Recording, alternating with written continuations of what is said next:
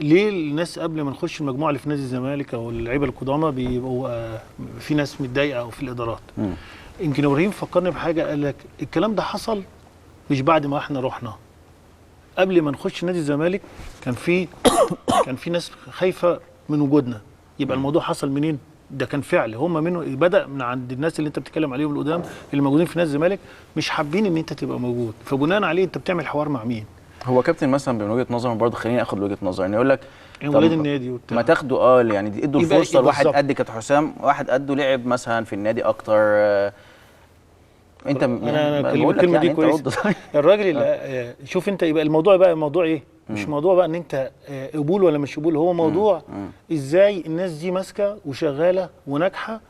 وفي ناس زي ما انت قلت لو هي بالسن كان زمان والدي ووالدك دلوقتي يبقى رئيس جمهوريه بقى بالسن. لا ما ينفعش، هي قدرات. يعني النهارده لما يجي مورينيو احسن مدرب وبدا، او جوارديولا لما مسك برشلونه وعنده 33 سنه، هل كان ممكن بقى يطلع كرويف يقول لك ايه؟ طب انا ما امسكش ليه؟ اللي انتوا جايبينه ده، ما رود خوليت او ريكارد يقول لك انا لعبت في، طب ما انا ما امسكش ليه؟ او فلان يمسك. يعني الكلام ده مش منطقي خالص.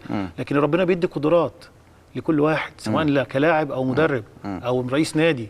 فكل الكلام ده انت رجعت انت حاسس بظلم يا كابتن؟ لا انا ما بحسش بالظلم. ليه؟ لا يعني حاسس مثلا انت كنت عايز لو قعدت كمان شويه مع الفرقه دي كنت هتعمل حاجات احسن من كده بكتير. انا عايز اسالك السؤال ده، وانت ما خدتش فرصتك؟ انت راجل بتحلل ولا انت خدت الفرصه بالكامل انت راجل لعبت على مستوى عالي كلاعب وبتحلل في دوريات قويه جدا.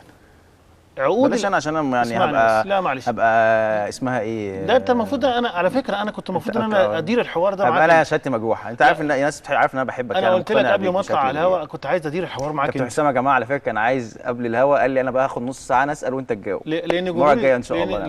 لان جمهور انا بقول لك انا شهادتي مجروحه عشان الناس عارفه ان انا معترف، يعني عارف قدراتك الفنيه وعارف ان انت مدرب كويس طبعا. انا عايز الخص حاجه، او انت لما تعمل برنامج ان شاء الله هنا في الحياه تبقى قريب فيه. الناس انا لا انا عايز اقول لك حاجه، انا عايز انا بنتكلم انا وانت لعبنا كوره وبطلنا، في مدرب مبهم مسك فرقه كبيره كانت مستواها الفني ضعيف، وكان اي فرقه ممكن تتعادل معاك او تكسبك نتيجه اخطاء سنين كتيره، قعدت فتره طويله من 2004 لحد 2000 ومسكت 2010 او 2011.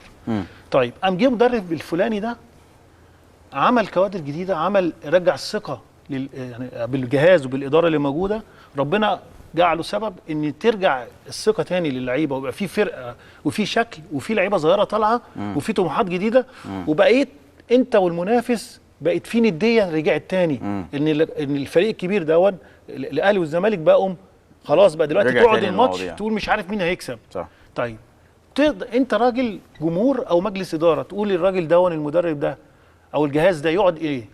دي احنا نعمل له عقد 5-6 سنين يبني فرقه، وانا ما بحبهاش. انا بكلمك على المدرب، انا وانت هو بنتكلمش على اسم. تعمل انت ايه في اختيارك ان انت في ايدك القرار، او جمهور او راجل في اعلامي تقول ايه؟ ان الراجل ده يقعد كام سنه؟ صح. يقعد سنه وما يكملش، وتشتغل مع اولاد صغيرين وينافس لاخر لحظه في البطوله. صح. فكل هل اخر سنه دي يا كابتن برضه خليني اخد الحته دي. الناس يعني الدوري نهايه الدوري عشان دي برضه انا عايز اوضحها بشكل كبير. عاتبوك على اخر الدوري ان راح منك الدوري في اخر 5 ماتشات، وما شافوش ان هو من سنه مثلا. الناس مين؟ الجمهور؟ اللي هم الاداره اللي مشيتك مثلا. اول في ناس نقاد بتطلع تقول ده الدوري فلت من ايده وده اسهل دوري للزمالك، ده اصعب دوري للزمالك. يعني بقول لك اللي بيتقال، انت اكيد بتقرا الكلام ده. اقول لك ليه؟ لان انت بتلعب منتخب مصر، النادي الاهلي منتخب بس مصر الأهلي مطعم بلعيبه حصل اول مره الاهلي غير مدرب في وسط الموسم، وكان عنده مشاكل وخسر من الاسماعيلي 3 ومشي، وجه جوزيه في النص قال انا مش هقدر اخد الدوري. ففي ناس يقول لك ايه يعني ده اسهل دوري وحسام حسن ما عرفش يخلصه. هم عاتبوك على الحته دي، وما قالوش ان انت مثلا من سنه واحده على الزمالك كان بينافس على 13. فهمت السؤال. انت ردك على الموضوع ده؟ ردي على ان انت كنت المفروض انت في مرحله بناء فريق بلا امكانيات، بلا امكانيات بشريه ولا ماديه. ما هي ماديه بشريه يعني ماديه، ما انت لو عندك امكانيات ماديه جيب امكانيات البشريه اللي هي لعيبه.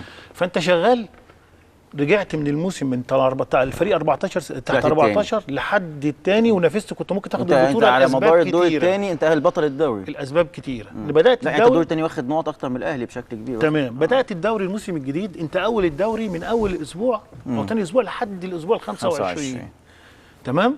فاصبح ان انت معاك عربيه ضعيفه لو احنا بقى بنتكلم بصراحه، انت معاك عربيه ضعيفه وبتنافس عربيه فراري او عربيه قويه او قطر.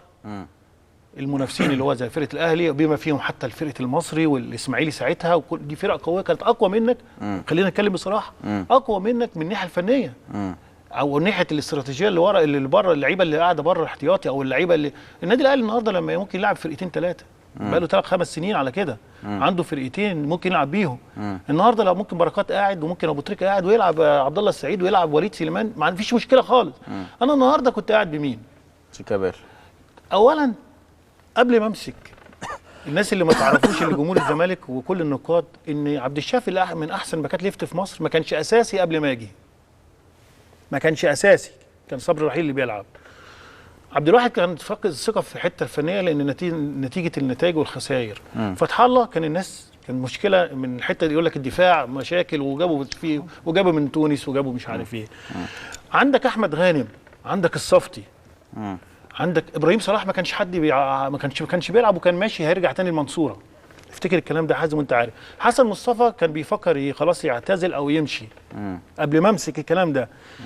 هات الصوره بتاعت نادي الزمالك وهم بيعيطوا بعد كل ماتش في استاد القاهره وهم خسرانين في ملعبنا. لا انا عندي صوره، ما اعرفش عندنا دي ولا لا، اعتقد اول مدير فني يعمل سبرنت ماتش بتروجيت. انا مش عايز اخش في، اسمعني حازم، الموضوع مهم يعني. لا والله ما بهزرش، وده يبين ان انت يعني انت منفعل في الماتش. تمام. عندك لعيبه صغيره طلعت، بقت في مجموعه ما حدش يعرفها، بقى ابراهيم صلاح بقى بيلعب، حسن مصطفى بقى شكله اتغير الفني. امكانيات الكابتن الفنيه واضحه وكل حاجه، بس انا كنت بتكلم على الموضوع ده، ردك للخمس ماتشات دول. انت شايف ان انت عشان الامكانيات اللعيبه انت يا دوبك توصل ل 25 26 ماتش، لكن ما تقدرش تاخد بطوله. ما عندكش انت سايق عربيه، وما عندكش، ودخلت صحراء ومعكش بنزين. خليني، كان في كلام طلع ان جعفر كان قبل ما يجي كانش بيلعب خالص، وكان الناس كلها فاقده، كله هيمشي. عندك عمرو زكي مصاب، ما كانش معايا. صح. ميدو كان جاي ومش هيكمل. تمام. بلعب بفرقه، فاصبحت عندك، شايف العناصر دلوقتي اللي موجوده، عندك لعيبه محترفين انت نفسك كنت عايز تخلص منهم. اديكو وايو، مظبوط، لعيبه ضايعه.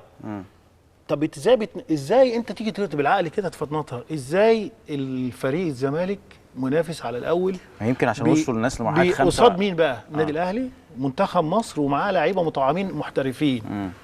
نادي انبي عنده لعيبه جامده، المصري عنده لعيبه جامده، الاسماعيلي، كل الكلام ده. ليه ما بتبصش للزاويه دي؟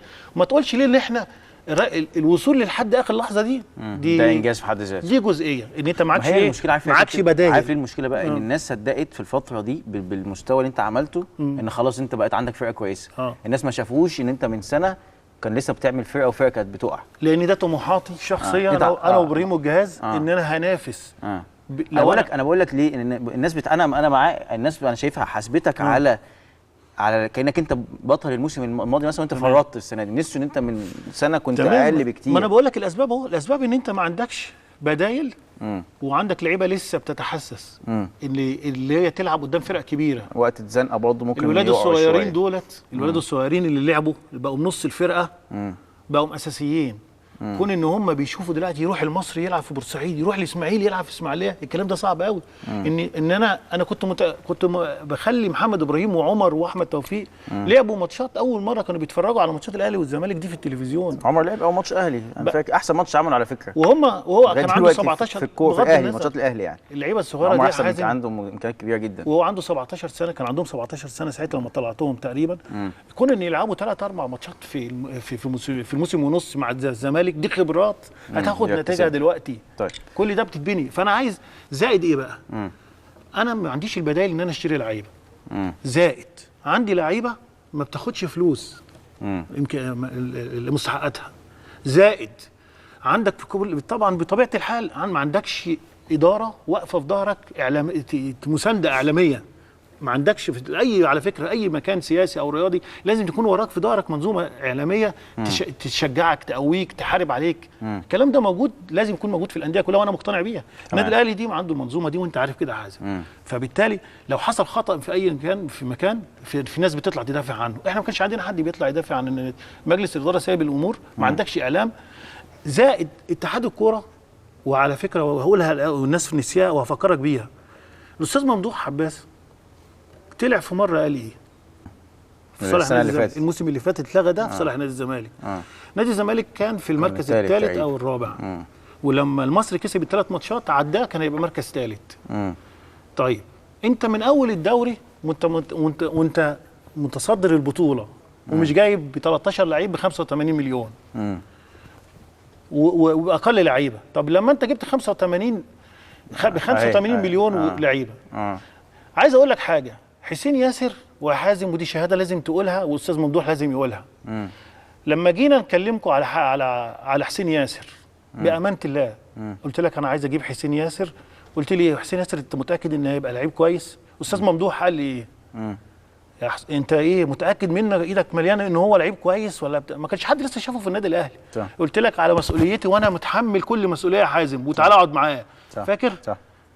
اتحملنا مسؤوليه حسين ياسر وانتم ما كنتوش مقتنعين بيه، مش متاكدين ان هو كويس.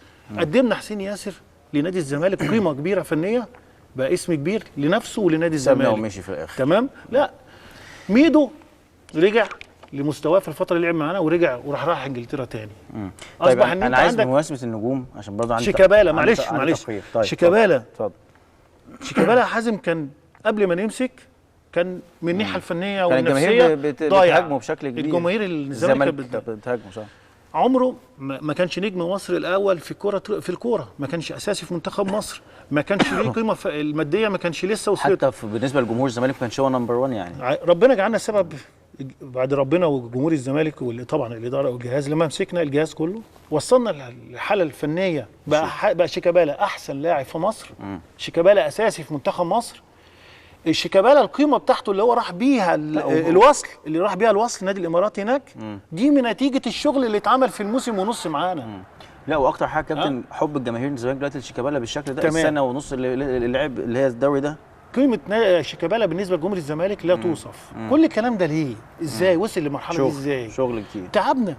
الناس تقول لك روح، لا بقى بيلعب، بقى ليه. انت نفسك يا حازم لعبت كوره كتير، بقى ليه شكل وليه مكان. نادي الزمالك في فتره من الفترات في سنه الموسم ونص اللي اشتغلنا، انا بقول لك احنا فاكر في 2004 يا حازم ال4 سنين اللي خدنا فيهم بطولات مع نادي الزمالك وانت كنت موجود معانا. نادي الزمالك عمره ما لعب بالشكل الفني اللي اتلعب في الموسم ونص اللي احنا اشتغلنا فيه. انا بقولها لك من الناحيه الفنيه، الموسم ونص اللي اشتغلنا فيه بقى نادي الزمالك ليه خطوط عريضه، بقى فيه حسين ياسر وفيه شيكابالا، فيه حدود، حسن مصطفى بيطلع يجيب جول. بس احنا فرقتنا كانت حلوه برضه، احنا تمام. كان عندنا برضه تكتيكيا احنا كنا بنكسب يعني القدرات الفنيه، بالقدرات الفنيه في الفتره بتاعتنا. لكن اللعيبه دي ان انت تلاقي واحد زي لعيبه صغيره وما عندكش غير شيكابالا وما عندكش غير حسين وتستغلهم توظفهم فين يا حازم؟ الموضوع مش سهل. جعفر ان هو كان ينزل يتخضم جمهور الزمالك، بقى من احسن الفراوده اللي موجوده في مصر، هداف النادي على طول. فكل الكلام ده عايز اقول للاستاذ ممدوح، هل هذا ما يكفيش ان ده مدرب مصري؟ وعلى فكره الحته اللي اللي ابراهيم اتكلم فيها، والله يا حازم اللي مخلينا ان للاسف ان لفظ زي مثلا يطلع حد في مجلس الاداره ولا الاستاذ ممدوح يقول ايه، لا مش وقتهم، لا مش هنجيبهم ده. احنا عيب ان يتقال على حسام ابراهيم كده والجهاز المحترم بتاعنا طارق سليمان وكابتن عماد المندوه ووليد بدر والمجموعه دي، عيب ان يتقال على الناس دي مكاننا زي ما ابراهيم قال في مكاننا تاني. بس هو مش قصده، هو بيسألوه. انا عايز اقول يعني مش اللي خلانا ساكتين ايه يا حازم؟ عارف ايه؟ جمهور الزمالك اللي مخليني قافل بقي. ليه؟ لما انا اي حد عنده كرامه لما تلاقي حد يقول لك لا انا مش وقتهم، لا مش هنجيبهم، لا اصل فلان بنقارنه بين فلان وفلان وفلان، تقارن بعد كل الشغل اللي معاه. هقول لك حاجه برضه، عارف انا لو اي اداره في العالم، عارف لو انا مش عامل حساب لجمهور الزمالك في العالم يا كابتن معلش هقدر اقول لهم انا طول ما الناس دي موجوده مش هطلع معاها. يعني بس عشان برضه تتكتب برضه ما تتخيلش. طيب انا بتكلم في حاجه برضه يا كابتن، خليني يعني اي اداره لما تبقى مثلا مسؤول في اداره بيبقى عندك اختيارات، مش حاجه عيب في حق حد، بيبقى مثلا ما بين مورينيو وما بين مش عارف مين وما بين مين، دي مش لا تقال من قدرات حد يعني. لا ما يقولش لا اصل مش وقتهم، لا دي حاجه ثانيه. لا اصل لكن بقول لحضرتك اختيارات ان حاجه تبقى مقارنه بين ده وده وده تبقى دي وانا من حقي حازم. ايوه طبعا من حقك ترفض او ما ترفضش. انا عن نفسي انا مش عايز اشتغل في نادي الزمالك في ظل حد معين حازم موجود في الظروف دي وفي الامكانيات دي والكلام ده. خليني بس عندي تقريبا عايز اطلع بيها اقول لك في حاجه بس. اخر حاجه اللي حصلت على الدوري ان 16 لعيب مضوا شكوى ضد نادي الزمالك. دي نفس ده امتى؟ مع الفتره اللي فاتت. ما انت بقول لك البطوله